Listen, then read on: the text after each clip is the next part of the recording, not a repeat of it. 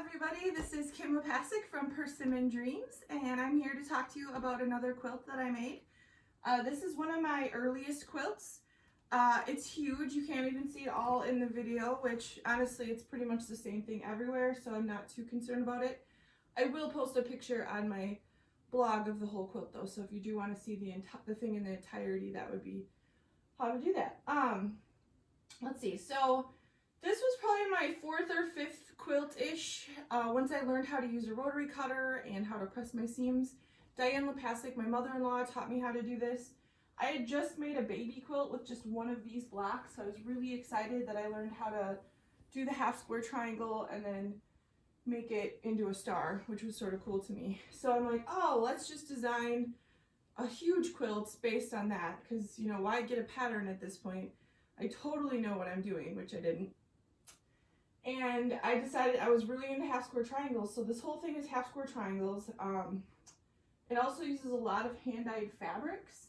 So my mother-in-law also taught me how to dye fabric. I have to say I married into the perfect family for me. My mother-in-law is an amazing quilter, an amazing teacher, and she dyes fabric. It's been amazing. So this would have been in about 2003 or 4 that I made this quilt. At this point in my quilting career, I did not like matching my corners, so I thought if I have bigger blocks, I can make a big quilt without having to worry so much about all those corners. So that's why I did a larger scale half square triangle, and the quilt got large rather quickly. This quilt still is on our bed to this day. It's pretty much a winter quilt though, because I did back it with flannel, so it's super warm and cozy and it's nice and heavy. It was quilted by Barb Racebeck, who is my mother-in-law's sister, so my aunt-in-law, again, married into a really great family. She did free motion quilting on her long arm, and it's awesome. There's special quilting in each of the stars, and then there's like butterflies, and there's leaves, and just like all different awesome patterns in here. Let's see here.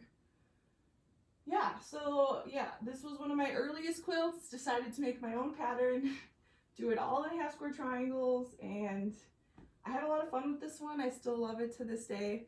It doesn't come with me to talks very often because it's so huge, so this is how you get to see it.